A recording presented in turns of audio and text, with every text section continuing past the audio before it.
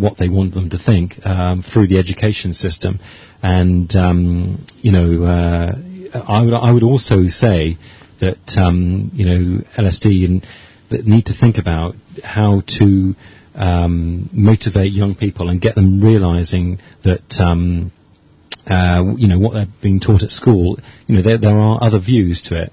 I think with Hong Kongers, it's not till after they leave school, they can have some independence and they get to think about what's their political views and stuff. But I can tell, having talked to quite a few people, that the education system, the government do use it to, in a very subtle and very clever way, they make sure that this is the ideology, this is the economic ideology that we want here in Hong Kong. Yes. We don't need no force control. That's right. We don't right. need no education. We don't need no force control. That's right. Pink Floyd. That's that's the famous song, isn't it? Oh, maybe we should play Pink Floyd next time. Yeah, next time. I think I might have to do that. Well, actually, I did some time ago. Okay, going back to the question of minimum wage. When did Britain have this minimum wage policy? They brought it in with the new Labour government in 1997. That was the shortly after their election victory. Tony Blair introduced the minimum wage, and it was one of the things that they said right from the start that it was controversial. To be honest, it was very controversial. Just like Hong Kong. Yeah, when they were talking about it before the election, it was very controversial, and it was divided. 50-50. 50% of the people said, it'll ruin business and it'll be bad for everyone and it'll be bad for. But the other 50% said no, and it's been proved once it's been brought in. Almost immediately, once it was brought in and people could see, actually it didn't affect business, and the Conservatives now, the right-wing political party, fully support the minimum wage. And a guy called David Cameron is the leader of the Conservatives now, and he's hoping to. He was heavily influenced by Tony Blair and by Labour, and it would be suicide now for that guy to say that he doesn't support the minimum wage, and he fully supports the minimum wage. And that gives you an idea. All of the main political groups now in England support the minimum wage. Which means that even if in the future the Conservative get elected, the minimum wage policy will not be discarded by the new government. No, it won't be, and because it's been so popular right the way across the board. It's something which it was a political decision. In politics, you've got to just stand up and think about what's the right thing to do, and once it's been won, and it was an issue which. There was, once it had been introduced, was extremely successful, right the way across the board. I think you'd find it difficult even to find any of the businessmen now saying they want it reversed. Everyone's completely happy with it now.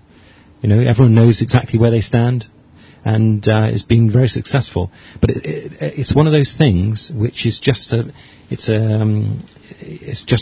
matter of the mind, isn't it? And for some reason, people like to cling to the status quo. There's always going to be a large group of people who always want to keep things exactly as it is. And that is why they are called the Conservatives. That's exactly why they call the Conservatives. Yeah, they want to preserve the status quo. Yeah, that's exactly. No matter the price. No, and it's just it's a mental thing, actually, isn't it? Mentally, there are always going to be some people who don't want change, whatever it is. They just feel uncomfortable with change, and it's up to activists and to social democratic groups to push forward change. Really, you've got to just believe strongly in what's right and what's wrong, and keep fighting for it, basically. And that way you will get the majority of people to swing on your side, and I can see that's happened actually with the minimum wage. Because I remember when I came back 10 years ago, or even 5 years ago, the minimum wage was an issue. It wasn't even on the cards really. People weren't thinking that it was possible, but there has been a change in thinking on it, and that's been impressive. And I don't quite know how much LSD in the past couple of years. I'm sure they have had some quite heavy influence together with the unions on changing public opinion to do with it. What do you guys think? Well, actually, the debate have been going on for quite a long time, and I think now it is we are at a stage when the government now is willing to start to experiment on this policy.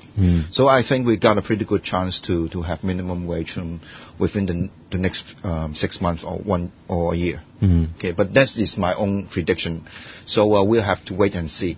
But going back to that topic of change, and right now we see the American president, the result of the election, and the candidate who urged for change got elected.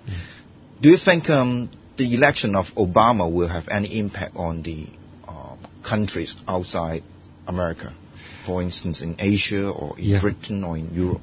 Yeah, I think definitely it will have an impact. There will be changes, and I can tell you, I was quite amazed actually by Obama's victory.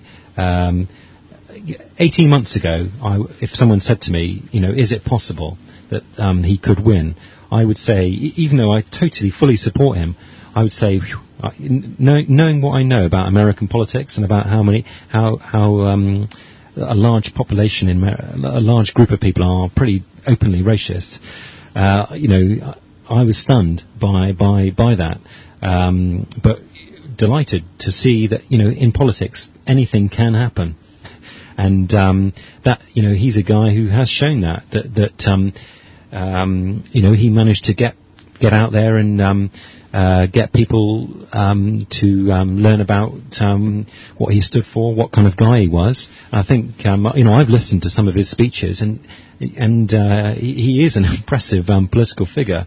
And there are going to be some changes. You can tell he will be, once he gets involved, he will be having quite different foreign policy changes right the way across throughout all countries, I would say, because the Bush administration was so sort of notoriously was set in its way of thinking.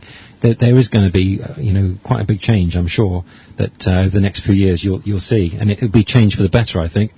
Hopefully. It can't be worse than the Bush administration.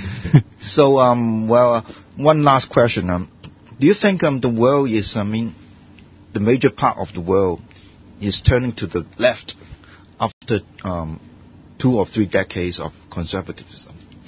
Well, that's a debate going on, isn't it? There seems to be a constant struggle between the left and the right, actually. And in some ways they kind of influence each other, and you can see what's happened in British politics, for example. After 10 years of Labour government, the right-wing Conservatives were heavily influenced, and they've actually changed radically, and they've become much more into the centre. I'm sure what you'll see in American politics with Obama coming in, I expect you'll see that they will the right within America will change, because they'll sit, because that's the nature of politics and political groups to change to win power. You realise that's talking about in a democratic system. They're going to be influence each other, and that's just the way it is. Okay, we have a very good program tonight. Yeah, it's been nice to talk to you. Yeah, we shall do it regularly. Okay. Yeah. Nice to talk to you. Yeah, so see you next time. Yeah. Okay. Thanks a lot. Bye-bye. Bye.